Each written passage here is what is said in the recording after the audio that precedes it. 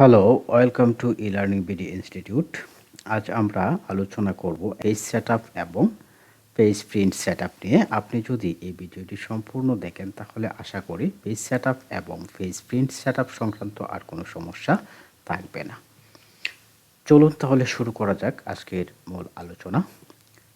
তো আমরা প্রথমেই চলে যাব একটি এক্সেল শিটে। আমি একটি এক্সেল শিটে চলে আসছি। দেখুন এখানে কিন্তু বিশাল একটি ওয়ার্কশিট। এটার পেজটা আমি যদি এখানে লিখি তাহলে পেজটা কতটুকু পর্যন্ত এরিয়া রয়েছে এটা কিন্তু এখানে কোনো চিহ্নিত করা নাই।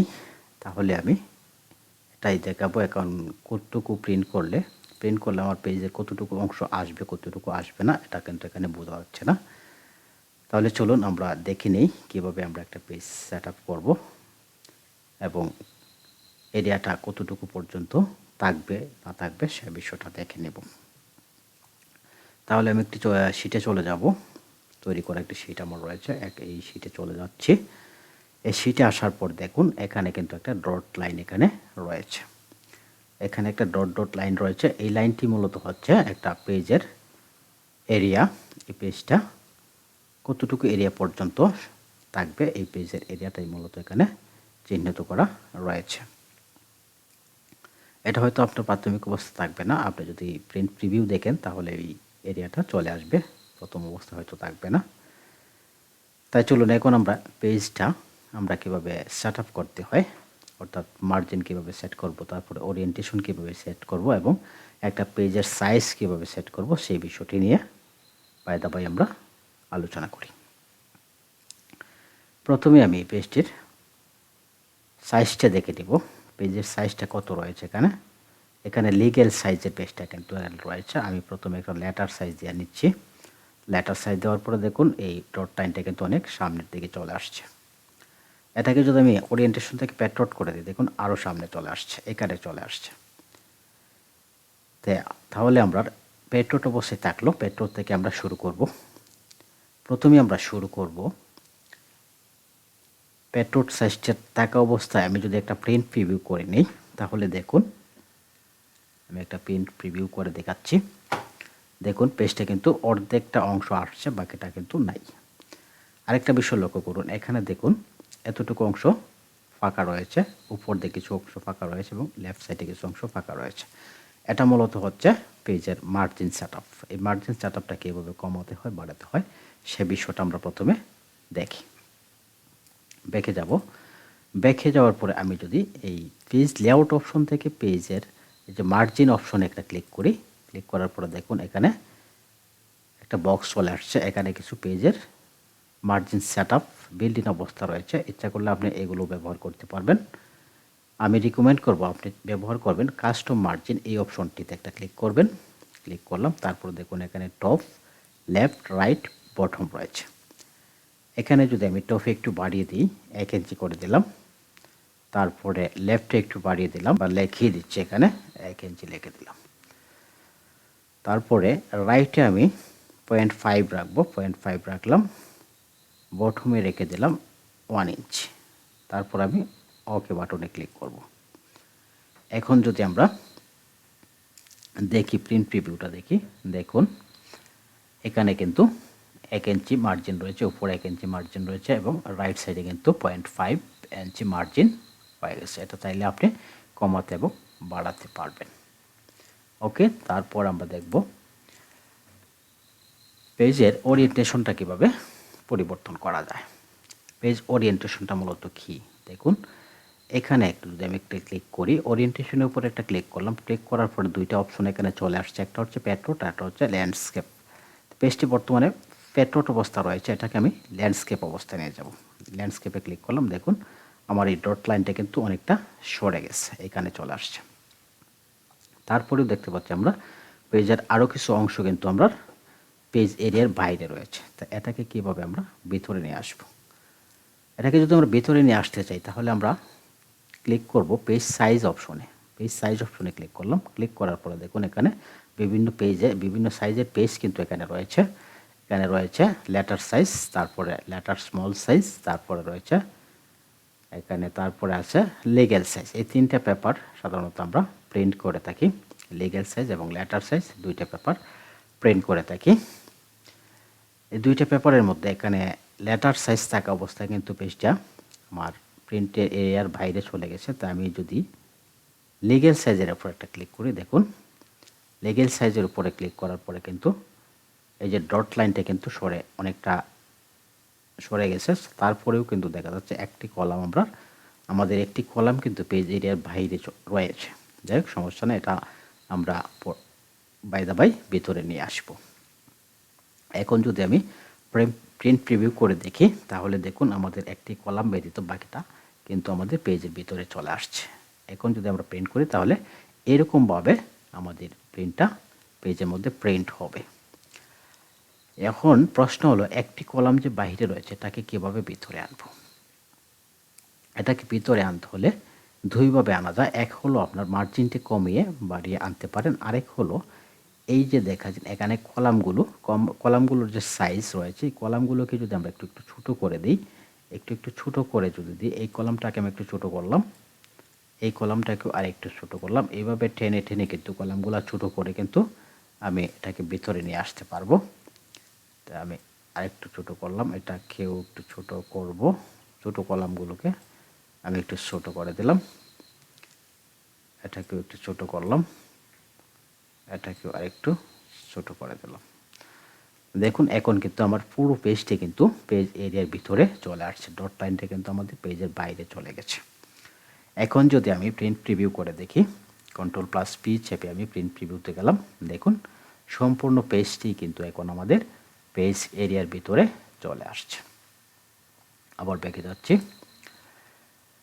আরেকটা বিষয় লক্ষ্য করুন, এখানে দেখুন আমার যে পেজটিতে আমি কাজ করেছি, এই পেজটি এবং পেজের বাইরের যে এরিয়াটি রয়েছে এটা মূলত একই রকম দেখা যাচ্ছে, একই রকম দেখা যাচ্ছে। এখন কয়টা পেজ এখানে আমার রয়েছে, অ্যাক্টিভ রয়েছে, কয়টা পেজ অ্যাক্টিভ নাই, এই বিষয়টা কিন্তু এখানে স্পষ্ট বোঝা যাচ্ছে না। অ্যাক্টিভ পেজগুলো কীভাবে আমরা বুঝবো? অ্যাক্টিভ পেজটা বুঝতে চাইলে আমরা চলে যাব ইনসার্ট অপশনে। ইনসার্ট অপশনে যাওয়ার পরে এখান থেকে আমি যে হেডার অপশনে একটা ক্লিক করে দেব। হেডার অপশনে একটা ক্লিক করে দিলাম, দেখুন এখানে কিন্তু একটা হেডারের গড় চলে আসছে। এখানে আপনি চাইলে একটা হেডার দিতে পারেন প্রয়োজন মতো, যদি প্রয়োজন মনে না করেন তাইলে হেডার না দিলেও চলবে। তো আমি এখানে হেডার আপাতত দিচ্ছি না, বা একটা হেডার দিয়ে নিই। আমি একটা হেডার দিয়ে নিই, আমি হেডারে লিখব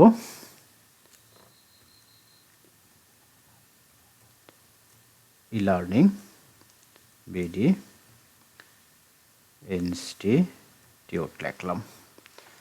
একটু ফন্ট সাইজটাকে একটু বাড়িয়ে দিব, এখান থেকে ফন্ট সাইজটা একটু বাড়িয়ে দিলাম, বাড়িয়ে দিলে একটু সুন্দর লাগবে, তো একটু বাড়িয়ে দিলাম। তারপর এটাকে যদি আমি একটু জুম আউট করে নেই, তাহলে দেখুন পেজটা কিন্তু আমার অনেকটা সুন্দর দেখাচ্ছে।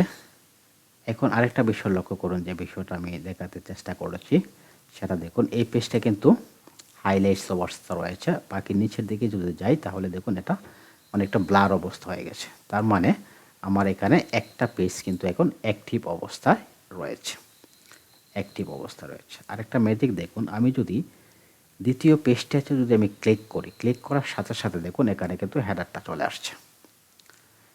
হেডার ব্যবহার করার সুবিধা হচ্ছে এটি, একটা পেজের যখন আমরা একটা হেডার ব্যবহার করব, তখন আমরা যতটা পেজ আমরা ক্রিয়েট করব প্রত্যেকটা পেজের উপরে অটোমেটিক কিন্তু এই হেডারটা চলে আসবে। অনুরূপভাবে যদি আমরা ফুটারে যদি আমরা কিছু লিখে দিই, যেমন আমি লিখলাম পেজ, দেখুন এখানে পেজ লেখার পরে আমি যখন দ্বিতীয় পেজে চলে যাব, অটোমেটিক হেডার এবং অটোমেটিক এখানেও একটা ফুটার কিন্তু অটোমেটিক চলে আসছে। এই হলো হেডার এবং ফুটার ব্যবহার করার সুবিধা। আমরা যদি আবার প্রথম পেজে ক্লিক করি, তাহলে কিন্তু দ্বিতীয় পেজটা অটোমেটিক কিন্তু ইনঅ্যাক্টিভ হয়ে গেল। এভাবে কিন্তু আমরা চমৎকারভাবে একটি পেজের ডিজাইন করতে পারি, একটা পেজ সেট আপ করতে পারি। তা পেজটা কিন্তু আমার সেট আপ মোটামুটি শেষ হয়ে গেল। এখন এইভাবে এটা করলে আপনি পেজের মার্জিন কমিয়ে বাড়িয়ে কিন্তু আপনার পেজটাকে প্রিন্ট এরিয়ার ভিতরে নিয়ে আসতে পারবেন। এরপরেও যদি প্রিন্ট এরিয়াতে না আসে, তাহলে সম্পূর্ণ পেজটাকে সিলেক্ট করে আমরা যদি ফন্টের সাইজটা কমিয়ে বা বাড়িয়ে দিই তাহলেও কিন্তু আমাদের পেজটা অনেক সময় দেখা যায় আমরা যদি ধরুন আমরা লিগ্যাল সাইজের পেজটা এখানে লিগ্যাল সাইজটা হচ্ছে সর্বোচ্চ সাইজ। লিগ্যাল সাইজটা ক্রিয়েট করার পরেও যদি এটা যদি প্রিন্ট এরিয়ার ভিতরে না আসে তাহলে আমরা কি করব, ফন্টগুলোকে সম্পূর্ণ পেজটাকে সিলেক্ট করার পরে ফন্টগুলোকে আমরা একটু ছোটো করে দিতে পারি। ছোটো করে দিলেও কিন্তু পেজটা আমাদের এক পেজের ভিতরে বা পেজ এরিয়ার ভিতরে চলে আসবে। তাহলে আমি এখন পেজ সেটআপ সংক্রান্ত বিষয়গুলো দেখালাম, আশা করি বুঝতে পারছেন। এখন চলুন আমরা দেখে নিই প্রিন্টটা আমরা কীভাবে সেট করব। পেজ প্রিন্টটা কীভাবে সেট করব। পেজ প্রিন্ট সেট করতে হলে আমরা চলে যাব প্রিন্ট অপশনে চলে যাব। এখান থেকে ফাইল অপশন থেকে আমরা প্রিন্টে দিতে পারি। এখান থেকেও কিন্তু এনে প্রিন্ট অপশন রয়েছে, প্রিন্টে দিতে পারি এবং কিবোর্ড থেকে ক্লিক করেও কিন্তু আমরা প্রিন্ট অপশনে যাইতে পারি। আমি এখান থেকে গেলাম, অথবা আমি ব্যাকে যাই। ব্যাকে যাওয়ার পরে আমি যদি Ctrl+P চাপ প্রেস করি তাহলে কিন্তু একই জায়গায় আমরা চলে আসলাম। এখন দেখুন এখানে কিন্তু আমার পেজটা এরকম শো করছে, অর্থাৎ প্রিন্ট করার পরে আমাদের পেজটা এরকম প্রিন্ট হবে। এখন এখানে প্রথমেই রয়েছে প্রিন্ট, তারপরে দেখুন এখানে রয়েছে কপিস মানে এই পেজটা আপনি কয় কপি প্রিন্ট করতে চান। আমি যদি এখানে 1 থাকে তাহলে একটা পেজ একবার প্রিন্ট হবে। এখানে যদি ড্রপডাউন থেকে অথবা লিখেও এখানে বাড়ানো যায়, ড্রপডাউন থেকে একটু বাড়িয়ে দিলাম, বাড়িয়ে দিলে কিন্তু কত আসছে 5 আসছে। এখানে 5 থাকা অবস্থায় যদি আমি প্রিন্টে ক্লিক করি তাহলে কিন্তু এই পেজটা সেম পেজটা 5 বার প্রিন্ট হবে। তা আমি একটাই রাখলাম। তারপর আপনার পিসিতে হয়তো একাধিক প্রিন্টার সেটআপ থাকতে পারে, তখন কি করতে হবে, এখান থেকে প্রিন্টার অপশন থেকে আপনার যে প্রিন্টারের মাধ্যমে আপনি প্রিন্ট করতে চান এখান থেকে এখানে সেই প্রিন্টারের নামটা শো করবে। সেখান থেকে জাস্ট আপনি এই প্রিন্টারটাকে সিলেক্ট করে দেবেন।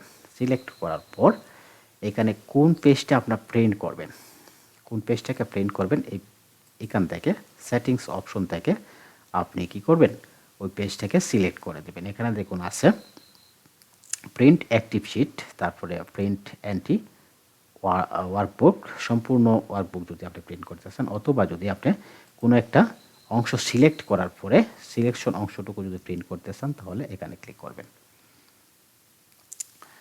যাই হোক, আবার আমরা চলে গেলাম প্রিন্ট অপশনে। তারপরে এখান থেকে যদি চান আপনি এখানে যে পেজেস অপশন থেকে স্পেসিফিক কোনো পেজ যদি প্রিন্ট করতে চান তো এখানে লিখে দিবেন জাস্ট 1 নাম্বার পেজ যদি প্রিন্ট করতে চান 1 লিখবেন, 2 নাম্বার পেজ যদি প্রিন্ট করতে চান তাহলে 2 লিখে দিবেন, 2 লিখলে দিবেন, অথবা কয়েকটি পেজ যদি একসাথে প্রিন্ট করতে চান, যেমন 2 থেকে 5 নাম্বার পেজ পর্যন্ত প্রিন্ট করব তাহলে 2 থেকে 5 লিখে দিবেন।